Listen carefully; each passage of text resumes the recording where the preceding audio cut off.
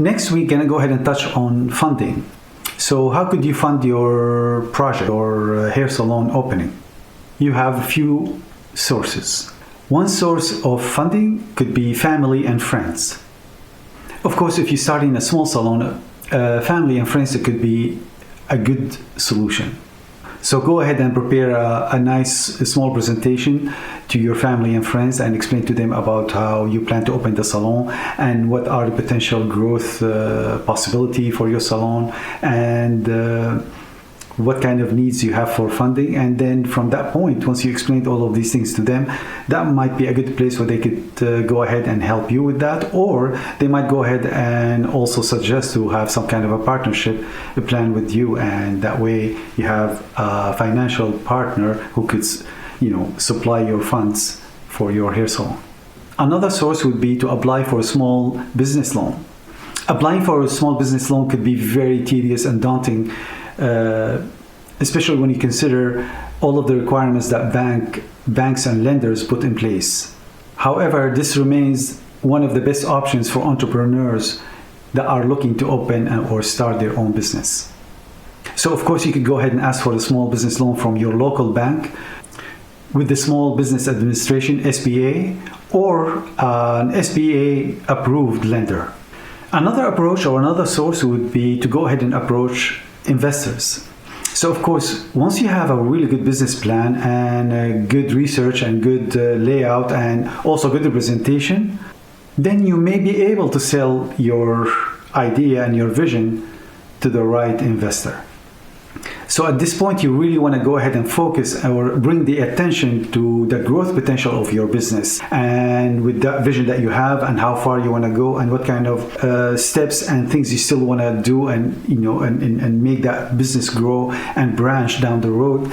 The more you're convincing with that, the more you really have a good solid ideas and concept in place, the more the investor is convinced and more likely to go ahead and back you up. So the next step at this point, now you have gotten your money, you got your loan, you got your investor money that they're giving you the fund. Now it's time to set up shop.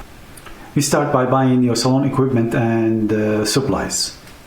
And this may include your furniture, your equipments, your workstation, wash stations, your sign for the salon, and so on and so forth.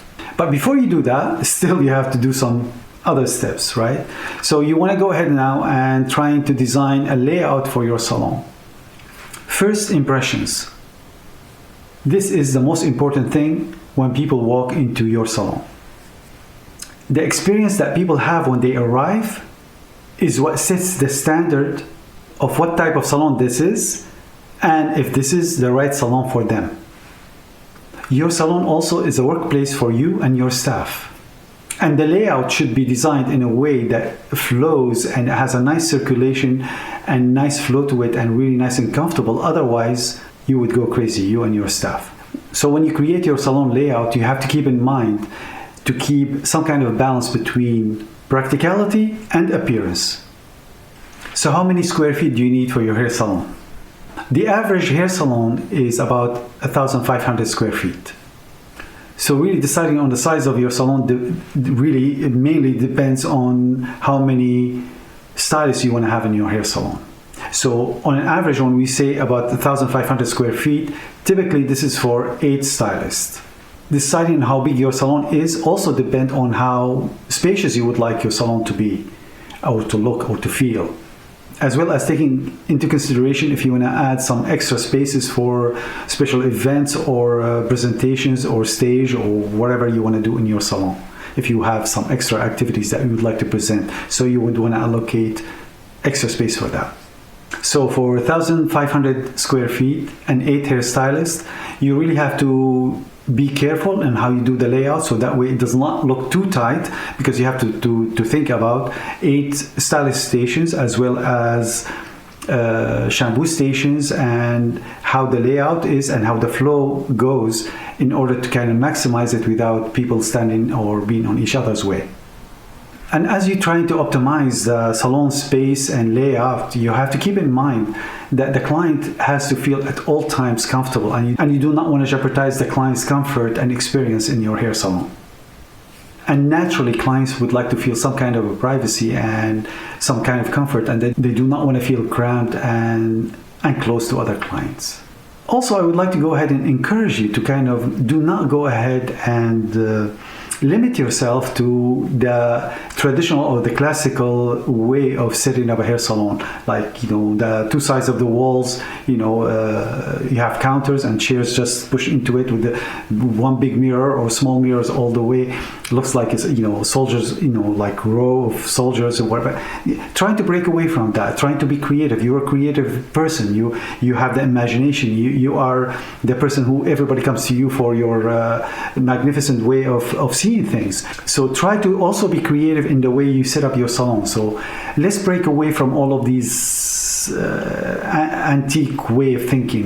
Just go ahead and be creative. Do your salon in a very unorthodox way. It's like the hair station does not have to be pushed against the wall. It could be in the middle of the room. It could be on the side of the room. It could be on a platform. It could be whatever. Just be creative. Create something that makes you unique, not like every other salon. So when people say your salon name, right away this image of like, wow, this is a great place that is it does not conform to just what everybody, we're not sheeps, we do not do things like because everybody's doing this, we're going to do that. Do not. Try to be creative. Be yourself. Trying to follow your inner creative self and go for whatever comes into your mind. And you know what? It's okay if you try something and it doesn't work. Later you could go ahead and adjust it and keep evolving. You keep changing things. So one thing about this industry, that keeps evolving. It keeps changing. And we do not have to stick with the same old thing, right? So be the creative that you are.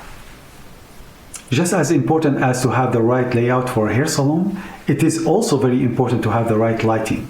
And I am a big advocate of natural light and daylight. I would like to have as many windows, as much skylight, as much daylight as possible, because it's something about light. We all need light, to be awake, to be aware of our senses. I don't know. That's my point of view. Please restrain and be away from this fluorescent light, these blue, white light. That is the worst. That makes everybody look so bad. Try to go with something that has a nice balance where it complements people's complexions and makes them feel good when they look in the mirror. Okay, and of course, when they look good, the lighting is good and the haircut is good or the color is good, everything is magnificent and a great experience. That translates into something beautiful that people will talk about when they leave the salon. Salon reception area design and layout. The reception area is the first thing the client sees when first they walk into the salon. So it has to look beautiful. This is like the cover of your book, the packaging for your product, right? This is from the outside. So if it looks really nice and sharp and clean and neat, and there's no clutter on there, but tastefully done and lit, and then that gives immediately an ease for the client as she walks into the salon. So the reception area should be always nice and neat and clean, even though that you're doing the appointments over there. You're answering the phone and small little administrative tasks, but nevertheless, it always has to be tidy and clean and perfect, because that's the first impression the client see when they first walk into the salon. Of course, the retail area should be also in the reception, but try not to have it behind the reception. Try to have it where it is easily accessible by the clients, where they could go ahead and touch and feel and see the products. Now, as far as the product and the merchandising of the product, try to have abundance of these products sitting on the shelves, because abundance makes people feel like, oh, I want to have this, so much of this, I want to have it. We're not here in a museum where we're having only one piece of shampoo, one piece of treatment, one piece of mask. That is not what the purpose of the retail product corner in the salon. It is to show that we have a lot of these products, and these are good products, and the more they see the abundance, the more they want to buy. They want to have also some abundance themselves. So anyway, this is psychology that goes behind it. Also, maybe we could cover that in another video, but not now, but just trying to give you some glimpse. As well as in the reception area, you would need to have some kind of a seating, and typically you would have to count on at least half of the number of the styles that you would have seating for so many clients. And try to have a nice and tasteful furniture for the reception area, try to be creative in the way you kind of set up that reception area as well. Now we go into another area of starting your own hair salon. So we have the furniture, we have the layout, we have the funding, we have all up to this point, and now we have everything more or less in place. Now we need to hire staff. When it comes to hiring staff, we're gonna go ahead and do the same thing we did when we decided on what type of clients we would like to have in our salon. We have to create some kind of a persona for the kind of people who we would like to work in our salon. So you have to put some kind of criteria, some kind of outline to the kind of person who would want to work in the salon. Of course, it's up to you to decide on what kind of qualifications that you would like to have in the candidate that you want to hire for your hair salon. So in order to have a really nice and strong staff that would support your vision of this business to help you build up that business to the level that you would like, you probably would like to have this candidate have experience and a range of skills and knowledge when it comes to hair, a willingness to learn, as well as positive attitude.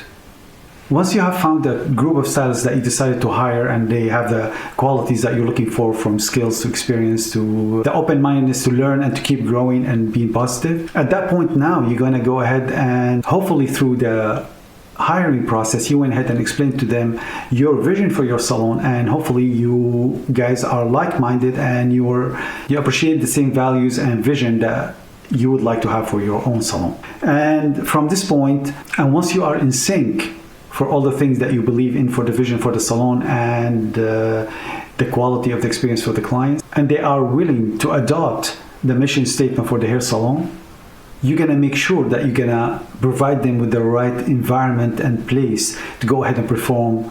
Remember, salon turnover is a huge problem for a lot of salon owners, and the cost is very high for hiring or rehiring and training people over and over is huge. So you have to make sure that everybody's on the same wavelength and thinking the same way, appreciating their work, and you making them feel good, they're making you feel good, everybody creating a nice environment in the salon. The clients are having great experience from this environment. That will guarantee a very low turnover. So ways to motivate your staff: create and live the culture you want in your salon.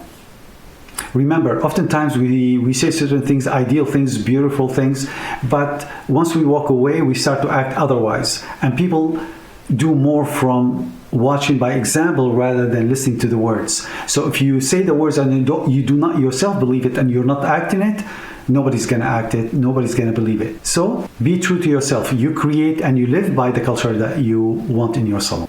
Then you need to understand the different personalities in your salon, and you should know what makes them tick individually. Give your salon staff ownership. Make them part of the decision making. Of course, not the big decisions for the salon, but from day-to-day way of procedures, how to do things, within the salon, what would be most efficient, include everybody, and you'll be surprised how once they feel some ownership, how much efficient idea they could bring that would improve the quality of the service, to keep your eye on the pulse of what's going on in your hair salon. Schedule a regular one-on-one meetings and do it on a regular basis. Develop a salon commission that reward the right type of behavior. This is an area that is really, really important to pay enough attention to it, because if somebody's producing such a great job and they're having a lot of clients coming back and their prices, they're charging for the services, and they want to feel like, okay, I'm doing so good and I shouldn't be paid just like everybody else because I'm bringing more income to the business, so I should be also getting a little piece of the action. So pay attention to that, and you have to be rewarding the ones who work hard and do the right things and help you build up your business, and and use them also as an example for the others, to stimulate the others, to motivate the others in order to go ahead and keep up and trying to learn skills from that one individual or two individuals who are doing so well. And I would say go ahead and promote the idea is the harder you work, the more rewarded you will be. As well as investing in training and in development of your staff. Also take some time, do some career path for some of your employees, because some employees, they are hard workers and they want to do and they want to excel, but they do not know how to go about it. So they could come to you and you could go ahead and help them to create a career path on how to grow. Turn your salon into an inspiring work environment. Show your team and your staff gratitude. Celebrate successes. Okay, and since we have talked about how to hire and what kind of requirements we want for our staff, etc., now it is very, very important to go ahead and have job description in place. So that way you would tell your employees whatever their position and whatever they're doing, what you expect from them as a job description, also what they expect from you as a salon owner. But having that written and everybody to read it in their own way and digest it, and if they have a question, they could come to you to verify it or to explain it further, that would make huge difference in the way everything running nice and smoothly. So, job descriptions.